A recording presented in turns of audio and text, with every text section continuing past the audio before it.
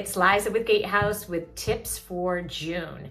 In June, the schools start announcing their essay questions and opening their online applications. So I know you are going to want to jump into all of that work, and you absolutely should. You should start crafting your essays, leveraging the brainstorming and real introspection that you've done earlier this spring. But I also want you to start getting into motion a few of the things that are more time sensitive that need to be done or at least kicked off well before those deadlines. And those two things are your resume and your letters of recommendation.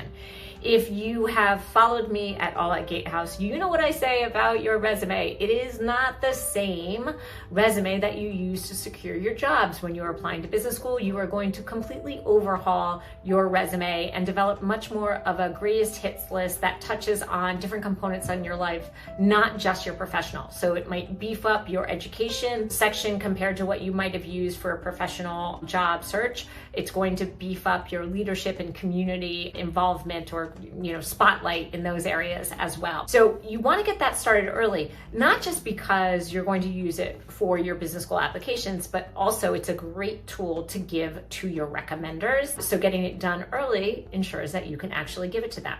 That leads me to my second tip. It is to choose your recommenders. You might already think you know who you're going to ask, but really invest some time thinking about who the recommenders that you have in mind, what they can actually say about you. When you start doing this, remember that the schools really want to see you in action. They want to understand what you are capable of in the workplace and how you have moved the needle.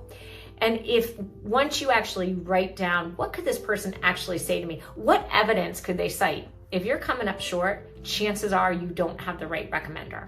Often people fall into the trap of selecting a recommender based on their title or where they went to school. And actually that stuff doesn't matter at all to the schools. What does matter is that someone is senior to you, knows of your work product, and is an advocate of yours. So spend some time selecting your recommenders this month in June.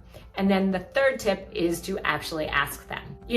They're going to spend a considerable amount of time, not nearly as much time as you are going to spend on your own application, but they're still going to invest some time in their otherwise surely busy lives to write a letter of recommendation on your behalf. So this isn't a quick hey, just Slack you or send you a quick text. Would you write a business school recommendation for me? No, I want you to actually think of bringing this person onto your business school application team on this journey with you. They're becoming part of your team, and this is a big ask. So, give the respect it's due.